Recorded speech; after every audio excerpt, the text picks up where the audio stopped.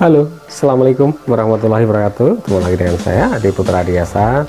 Di Dear Adi ini, saya ingin menyampaikan tema tentang mendampingi anak belajar dalam IQ di bawah atau sama dengan rata-rata.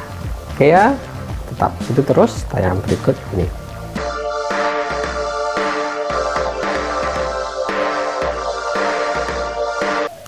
Ya, kita sering mendengar orang tua yang mengeluh karena cara belajarnya susah, mengajari atau mendidik anaknya dalam pelajaran itu susah karena terbentur dengan ini daya tangkapnya kurang, ini tingkat olah pikirnya kurang. Pendek kata, sebetulnya dari sisi kita kalau mengatakannya ya IQ-nya sama atau di bawah rata-rata ya.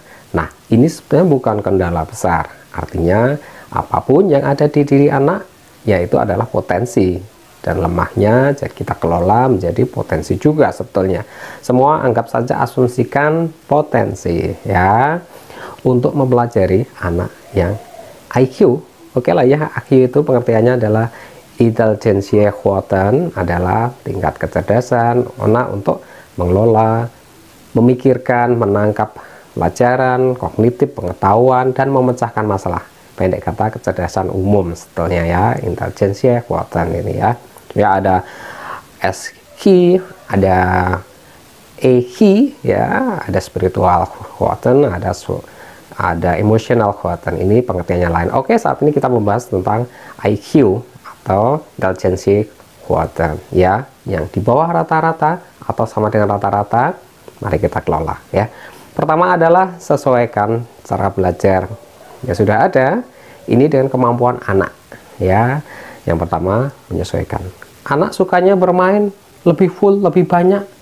Nah, kita sisipkan pelajaran-pelajaran apa yang ada itu dengan bentuk permainan.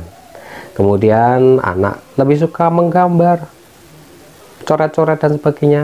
Sisipkan pelajaran-pelajaran yang ada di sekolah ini dengan apa yang disukai, atau materi-materi pelajaran apa yang kita fokuskan untuk apa-apa yang disukai anak ya.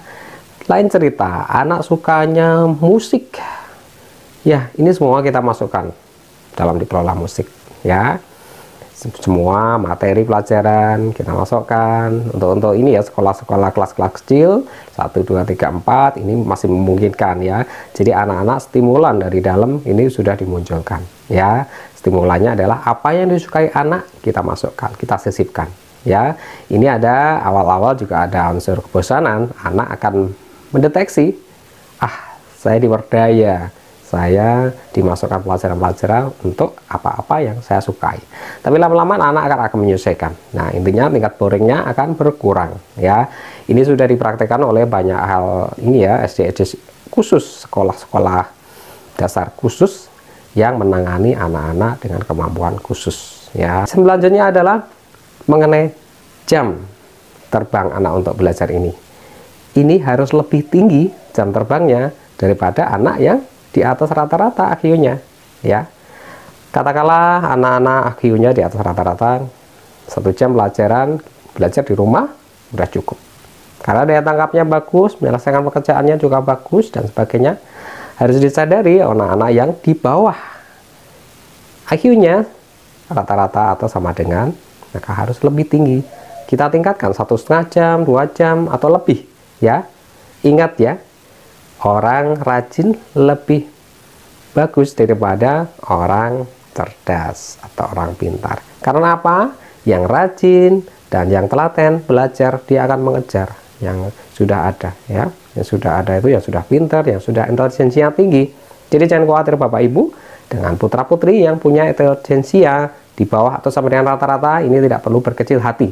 Karena seiring pengalaman yang banyak kita ketahui, mereka yang intelijensianya pas-pasan itu pun bisa mengejar orang-orang yang lebih pandai atau intelijensianya lebih tinggi ya, kecerdasannya lebih tinggi ya. Ini bisa dikejar. Oke ya. Kemudian jam terbangnya lebih tinggi dan kualitasnya juga lebih tinggi, ini akan bisa mengejar. Oke, terima kasih sudah mengikuti tayangan ini. Semoga tayangan ini bermanfaat, dan ayah ibu, bapak ibu tidak perlu berkecil hati jika mempunyai anak yang punya intelijensianya di bawah rata-rata atau sama dengan rata-rata ya. Tetap semangat terus, pantang mundur. Assalamualaikum warahmatullahi wabarakatuh.